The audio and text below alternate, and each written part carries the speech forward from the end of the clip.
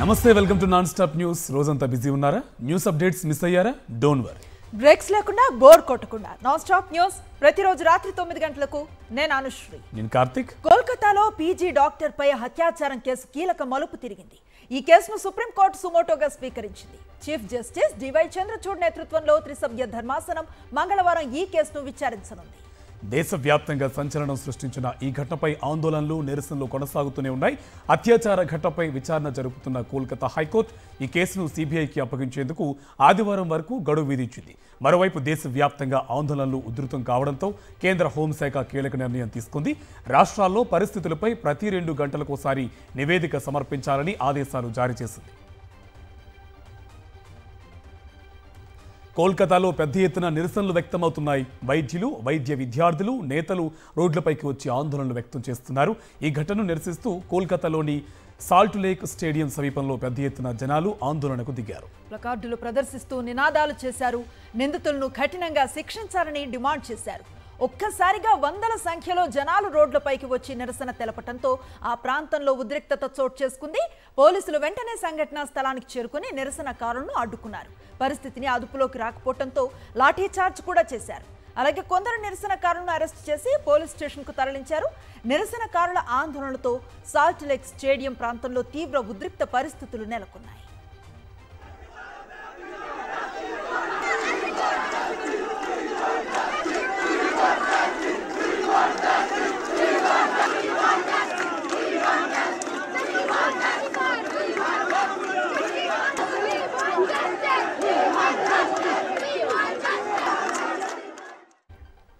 విశాఖలోని ఆంధ్ర మెడికల్ కళాశాలలో జూనియర్ డాక్టర్లు వరుసగా 6వ రోజు నిరసన కొనసాగిస్తున్నారు.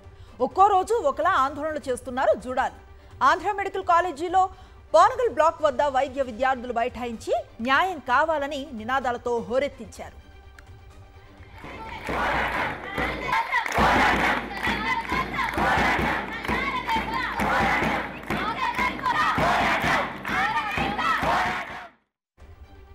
తెలంగాణ కాంగ్రెస్ శాసనసభ పక్ష సమావేశం ముగిసింది. హైదరాబాద్ నానక్రామ్ గూడ్లోని హోటల్ షెరటాన్లో సీఎం రేవంత్ రెడ్డి అధ్యక్షతన సీఎల్పీ భేటీ జరిగింది. పార్టీ ఎమ్మెల్యేలు, ఎమ్మెల్సీలు, ఎంపీలు హాజరయ్యారు. రాజ్యసభ అభ్యర్థి అభిషేక్ సింఘ్వి పరిచయ కార్యక్రమంతో పాటు తాజా రాజకీయ పరిణామాలపై సమావేశంలో చర్చించారు. రాజ్యసభ అభ్యర్థిగా అభిషేక్ సింఘ్విని ఆమోదించేందుకు అధిష్టానానికి ధన్యవాదాలు తెలుపుతూ తీర్మానం చేసింది సీఎల్పీ. రేపు రాజ్యసభ కాంగ్రెస్ అభ్యర్థిగా అభిషేక్ సింఘ్వి నామినేషన్ దాఖలు చేయనున్నారు. ఈ కార్యక్రమంలో సీఎం రేవంత్ రెడ్డి, మంత్రులు పాల్గొనున్నారు.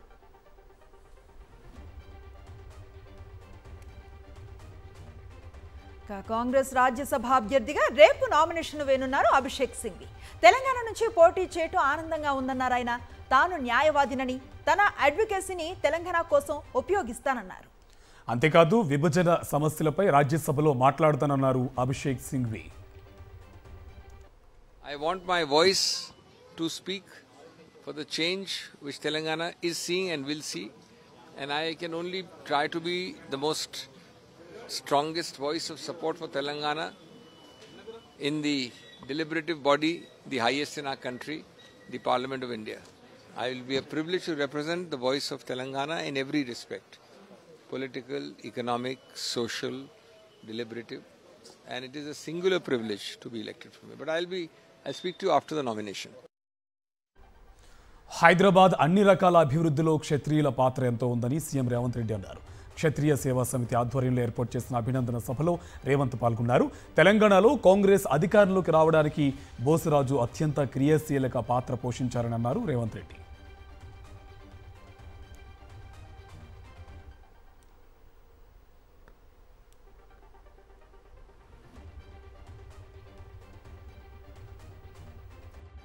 అధ్యక్షుడు మా సోదరుడు డికే శివకుమార్ గారు వారి లిస్ట్ ఇచ్చిండ్రు. ఇది నా గ్రూపు, ఇది నా గ్రూపు అని 2 గ్రూపుల మొత్తం లిస్టు పార్టీ ముందర పెట్టిండ్రు. వాటిని చూసి రాహుల్ గాంధీ గారు నా గ్రూపు కూడా మంత్రి కావాలి కదా అని బోసరాజ్ గారి పేరు రాహుల్ గాంధీ గారు రాసింది. బీఆర్ఎస్ పార్టీ బీజేపీలో విలీనమవుతుందని ఇప్పటికే చర్చలు కూడా జరిగాయన్నారు మంత్రి కోమటిరెడ్డి వెంకటరెడ్డి. మునిగిపోయిన పార్టీ గురించి మాట్లాడుకోవాల్సిన అవసరం లేదన్నారు. పార్లమెంట్ ఎన్నికల్లో బీఆర్ఎస్ చాలా చోట్ల డిపాజిట్లను కోల్పోయిందన్నారు. హరీష్ రావు కేటీఆర్ నియోజకవర్గంలోనే బీఆర్ఎస్ ఓడిపోయిందన్నారు మంత్రి కోమటిరెడ్డి. బీజేపీలో విలీనమయ్యడానికి అన్ని చర్యలు అన్ని డిస్కషన్స్ అయిపోయినట్టు మాకు అందరికీ తెలుసు. ఆయన స్థానంలో 6,000 మైనస్ వచ్చింది. కేటీఆర్ స్థానంలో 6,000 మైనస్ పార్లమెంట్ ఎన్నికల్లో ఏ ముఖం పెట్టుకుని మాట్లాడుతున్నాడు? 10 ఏళ్ళు ముఖ్యమంత్రి లాగా మొత్తం రాజ్యం వెళ్ళిన ఆయనే యువరాజు. ఇవాళ హరీష్ రావు ఆయన 2,000 మెజార్టీ, మా దగ్గర ఒక్కొక్కరి దగ్గర 60-70,000 మెజార్టీ. ఒక్క సీటు గెలవలేని పార్టీ అవసరమా మనకి? టీఆర్ఎస్ ఇప్పుడు బీఆర్ఎస్ అవసరమా మనకి? ఇప్పుడు బీఆర్ఎస్ వర్కింగ్ ప్రెసిడెంట్ కేటీఆర్ వ్యాఖ్యలకు కౌంటర్ ఇచ్చారు మంత్రి సీతక్క. బీఆర్ఎస్ ప్రభుత్వంలో మహిళలపై జరిగిన దాడులపై కూడా మహిళా కమిషన్కు కేటీఆర్ ఫిర్యాదు చేస్తే బాగుంటుందంటూ సెటైర్ వేశారు. 2014 నుంచి 2013 వరకు రాష్ట్రంలో జరిగిన క్రైమ్ డేటా మొత్తం 2014 నుంచి 2023 వరకు రాష్ట్రంలో జరిగిన క్రైమ్ డేటా మొత్తం తన దగ్గర ఉందన్నారు మంత్రి సీతక్క. తాము కూడా మహిళా కమిషన్ను కలుస్తామన్నారు. 2014లో 14,000 కేసులు ఉంటే 2022 వరకు 22,000 కేసులు మహిళల మీద, అంటే మహిళా నేరాల గురించి నేషనల్ క్రైమ్ బ్యూరో రికార్డ్, కేంద్ర ప్రభుత్వం చెప్పేటువంటి రికార్డ్స్ అవి ఉన్నాయి. ఇది మా దగ్గర రికార్డు కూడా ఉంది. ఇవన్నీ కూడా మీ ప్రభుత్వంలో జరిగినాయి. వీటి గురించి కూడా పట్టుకోనరా అంటే ఆయన దొర్లిన మాటల గురించి మేము మాట్లాడితే మీరేం చేసిర్రు? మేము ఖచ్చితంగా ప్రతి ఇన్సిడెంట్కు వెంటనే చర్య తీసుకున్నాం. గంటలలో దోషులను దొరకబట్టినాం. మరి కఠినంగా శిక్ష పడే విధంగా కోర్టుకు అప్పచెప్పినాం, జైళ్లలో పెట్టినాం. తెలంగాణలో రుణమాఫీ మంటలు ఇంకా చల్లారటం లేదు. కాంగ్రెస్ అగ్రనేతలు రాహుల్ గాంధీ, మల్లికార్జున ఖర్గేకు బీఆర్ఎస్ వర్కింగ్ ప్రెసిడెంట్ కేటీఆర్ లేఖ రాశారు. రాష్ట్రంలో రుణమాఫీ కాని రైతులు లక్షలాది మంది ఉన్నారని తెలిపారు. క్షేత్రస్థాయిలో ఉన్న వాస్తవాలను లేఖలో పేర్కొన్నారు కేటీఆర్. ప్రభుత్వం షరతులు పెట్టి 40% మందికి మాత్రమే రుణమాఫీ అయ్యిందంటూ లేఖ రాశారు కేటీఆర్.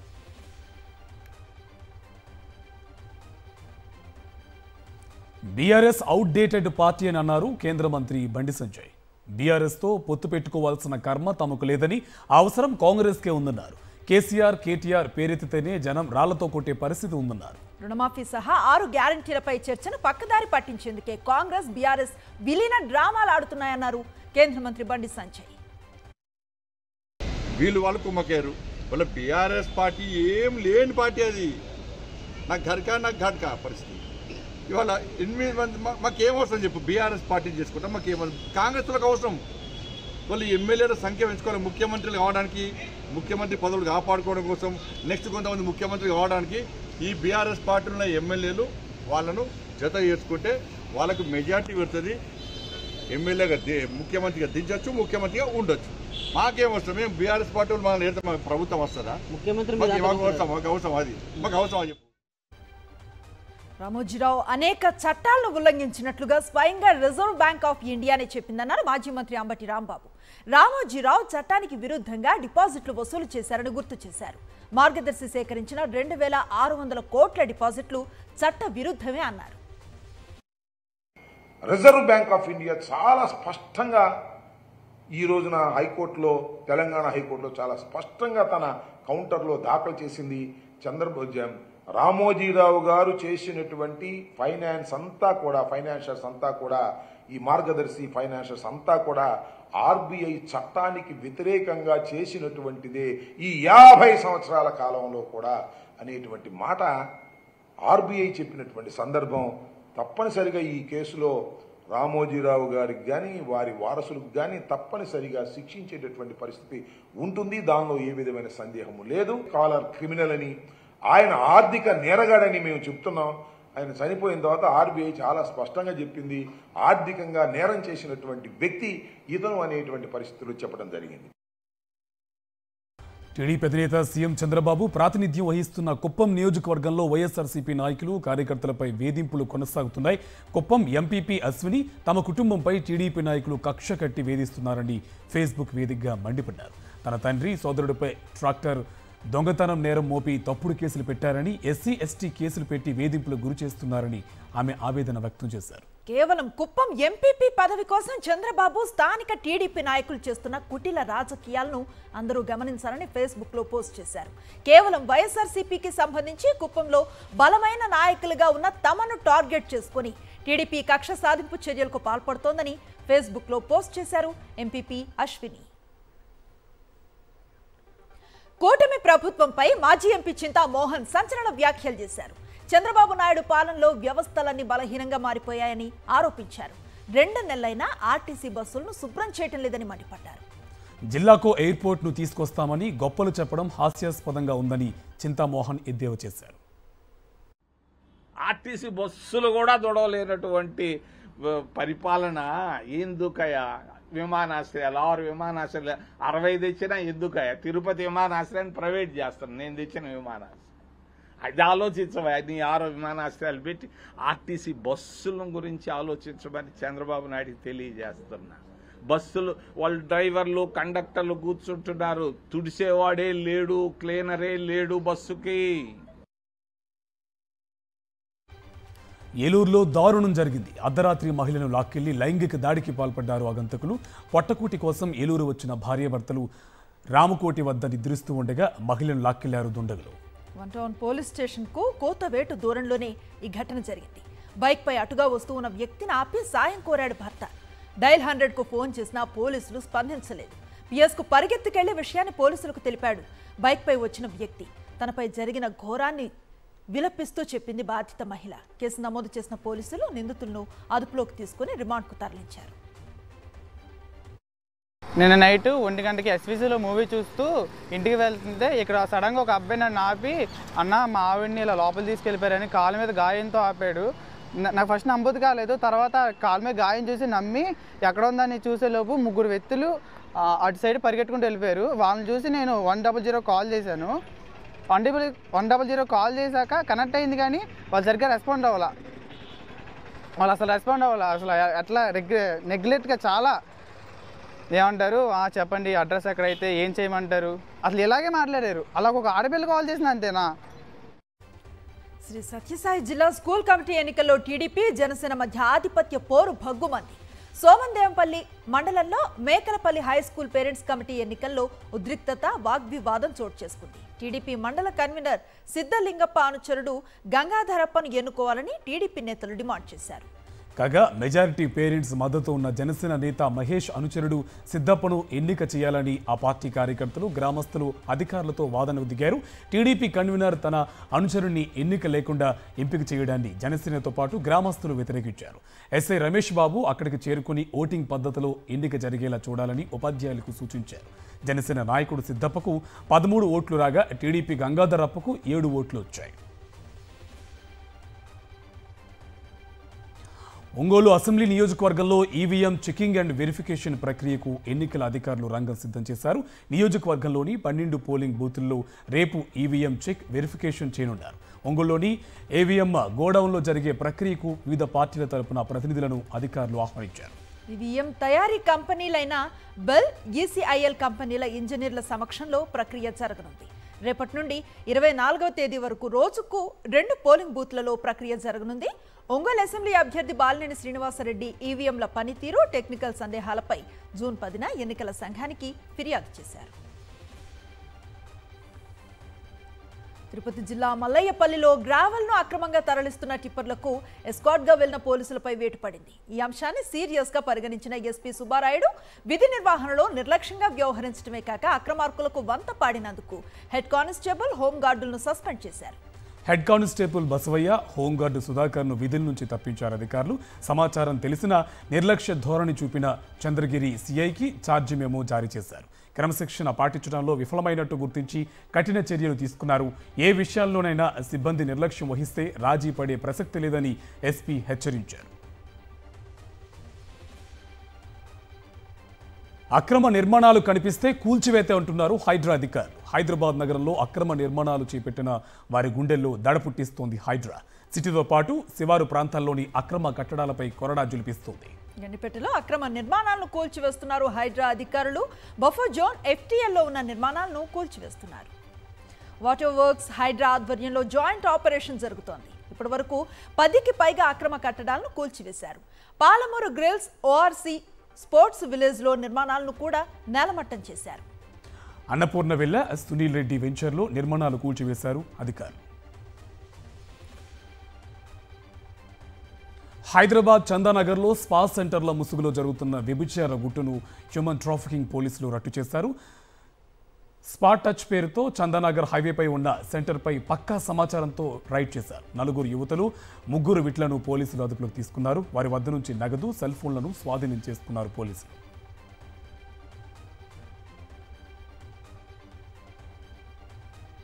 హైదరాబాద్లోని పబ్బుల్లో ఆగడం లేదు. అర్ధరాత్రి వరకు పబ్లను ఓపెన్ చేసి ఉంచడంతో కొందరు పీకల్లోతు వరకు తాగి వీరంగం సృష్టిస్తున్నారు. గచ్చిబౌలిలోని SLN టెర్మినల్లోని ఓ పబ్బు వద్ద అర్ధరాత్రి ఉద్రిక్త చోటు చేసుకుంది. కొందరు ఆకతాయిలు మద్యం మత్తులో వీరంగం సృష్టించారు. ఓ అమ్మాయిని వేధించడంతో 2 వర్గాల మధ్య ఘర్షణ చోటు చేసుకుంది. అది కాస్త ఉద్రిక్తంగా మారడంతో పోలీసులు సంఘటనా స్థలానికి చేరుకుని వారిని అడ్డుకున్నారు. అన్నమయ్య జిల్లా రాజంపేట మండలం కే బోయినపల్లిలో పేను ప్రమాదం తప్పింది. 2 అంతస్తుల భవనంపై పిడుగుపడి గోడలు పాక్షికంగా దెబ్బతిన్నాయి. ఆ శిథిలాలు పక్కనే ఉన్న రేకుల ఇంటిపై పడి రేకులు ధ్వంసమయ్యాయి. ప్రమాద సమయంలో రేకులింట్లో ఎవరూ లేకపోవడంతో పేను ప్రమాదం తప్పింది. విషయం తెలుసుకున్న రాజంపేట ఎమ్మెల్యే ఆకేపాటి అమర్నాథ్ రెడ్డి సంఘటనా స్థలానికి వెళ్లి పరిశీలించారు. బాధితులకు ప్రభుత్వం తరఫున ఆర్థిక సాయం అందజేస్తామని హామీ ఇచ్చారు. మధ్యాహ్నం 2-3 గంటల ప్రాంతంలో ఉరుముల మెరుపులతో వర్షం తక్కువైనా కూడా నిజంగా 2 గృహాలపై పిడుగు పెద్ద శబ్దంతో భారీ శబ్దంతో ఈ ఇండ్లు కూడా 2 ఇండ్లు కూడా పాక్షికంగా ఇవన్నీ కూడా డ్యామేజ్ జరగడం జరిగింది. నేను రాత్రే జిల్లా కలెక్టర్ గారు, సబ్ కలెక్టర్ గారితో మాట్లాడడం జరిగింది. వీరికి పాపం వెంటనే వారు ఎందుకంటే కనీసం ఆ ఇళ్లలో సమయానికి వీళ్ళు ఏదో గుడికి పోయిన దానివల్ల ఎవరు లేని దానివల్ల ప్రమాదం తగ్గింది. లేకుంటే పెద్ద ప్రాణ నష్టమే జరిగేది. నెల్లూరు జిల్లాలో మనీ స్కీమ్ పేరుతో భారీ మోసం వెలుగులోకి వచ్చింది. వరాల విశ్వనాథ్ చారిటబుల్ ట్రస్ట్ ద్వారా అమాయక ప్రజల నుంచి భారీగా దోచుకున్నారు నిర్వాహకులు. ఏజెంట్లను నియమించి భారీగా వసూళ్లకు పాల్పడ్డారు. సుమారు 10,000 మంది బాధితులు ఉన్నట్లుగా సమాచారం. తమకు న్యాయం చేయాలంటూ బాధితులు డిమాండ్ చేస్తున్నారు. హైదరాబాద్లో రాఖీ పౌర్ణమి హడావిడి నెలకొంది. సిటీలోని షాపింగ్ ఏరియాల్లో రంగురంగుల డిజైనర్ రాఖీలు అందుబాటులో ఉంచారు వ్యాపారులు. పెద్దవాళ్లకు కావాల్సిన ట్రెడిషనల్ రాఖీలతో పాటు ట్రెండీ కలెక్షన్ ఆకట్టుకుంటున్నాయి. ఇదే కాక చిన్నపిల్లలు ఇష్టపడే కార్టూన్ ఫుడ్ థీమ్ రాఖీలు సెంటర్ ఆఫ్ అట్రాక్షన్ గా నిలిచాయి. అన్నా చెల్లెళ్ల అనుబంధానికి ప్రతీకైన రక్షాబంధన్ వేడుకల కోసం నగర మహిళలు విభిన్న రకాల రాఖీలను పర్చేస్ చేస్తున్నారు. రాఖీ పండుగ సందర్భంగా హైదరాబాద్లో బస్టాండ్లు, రైల్వే స్టేషన్స్ రద్దీగా మారాయి. పండుగను సంబరంగా జరుపుకోవడానికి ప్రజలు ఓళ్ల బాట పడుతున్నారు. ప్రధానంగా MGBS, JBS, Dilsukh Nagar, LB Nagar, Mehdipatnam, Uppal తదితర బస్టాండ్స్ జనంతో కిటకిటలాడుతున్నాయి. నగరంలోని ఏ బస్టాండ్ చూసినా జనంతో కిక్కిరిసిపోయి కనిపిస్తున్నాయి. అక్కా చెల్లెళ్ళు, అన్నా తమ్ముళ్ళు అపురూపంగా జరుపుకునే రాఖీ పండుగ నేపథ్యంలో ప్రజలు సొంత ప్రాంతాలకు బయలుదేరుతున్నారు. కొందరు ప్రజా రవాణాపై ఆధారపడుతూ ఉండగా మరికొందరు సొంత వాహనాల్లోనే ఊరిబాట పడుతున్నారు. యాదగిరిగుట్ట లక్ష్మీ నరసింహస్వామి ఆలయానికి భక్తులు పోటెత్తారు. ఆదివారం సెలవు దినం కావడంతో స్వామివారిని దర్శించుకునేందుకు పోటెత్తారు భక్తులు. దీంతో క్యూలైన్లు నిండిపోయాయి. ఉచిత దర్శనానికి 2 గంటల సమయం, ప్రత్యేక దర్శనానికి 1 గంట సమయం పడుతుందని ఆలయ అధికారులు తెలిపారు. భక్తుల రద్దీని దృష్టిలో పెట్టుకుని ప్రత్యేక ఏర్పాట్లు చేశారు.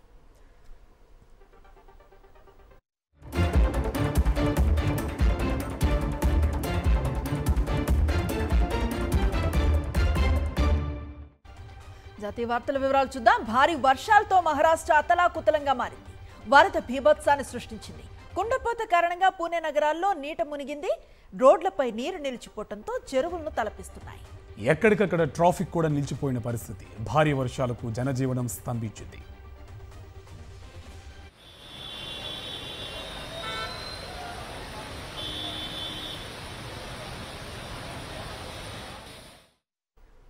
ఉత్తరప్రదేశ్లో ఘోర రోడ్డు ప్రమాదం జరిగింది.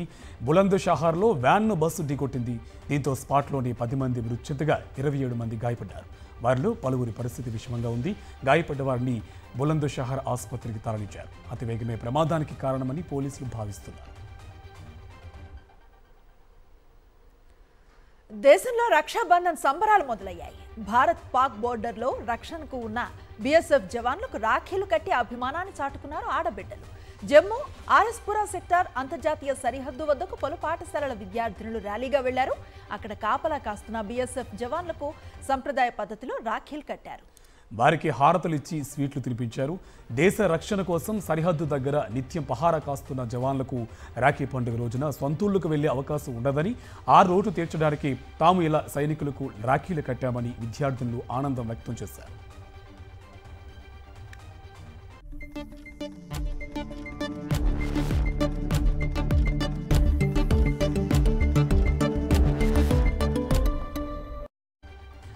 నిన్నటితో పోలిస్తే బంగారం ధరలో పెద్దగా మార్పులు లేవు. హైదరాబాద్లో 24 క్యారెట్ల 10 గ్రాముల బంగారం ధర 72,770 రూపాయలుగా ఉంది. 22 క్యారెట్ల 10 గ్రాముల బంగారం ధర 66,700 రూపాయలుగా ఉంది. విజయవాడలోనూ ఇవే ధరలు కొనసాగుతున్నాయి. ఢిల్లీలో 24 క్యారెట్ల 10 గ్రాముల పసిడి ధర 72,920 రూపాయలు కాగా, ముంబైలో 72,770 రూపాయలుగా ఉంది. చెన్నైలోనూ అదే ధర పలికింది.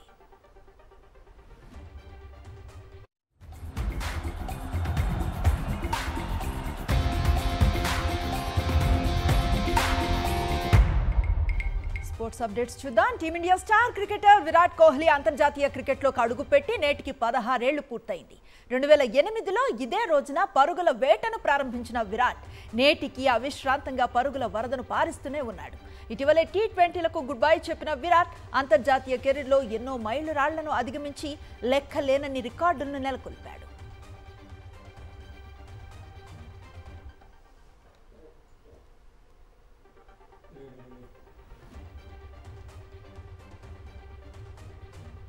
ఇవి నాన్ స్టాప్ న్యూస్ అప్డేట్స్.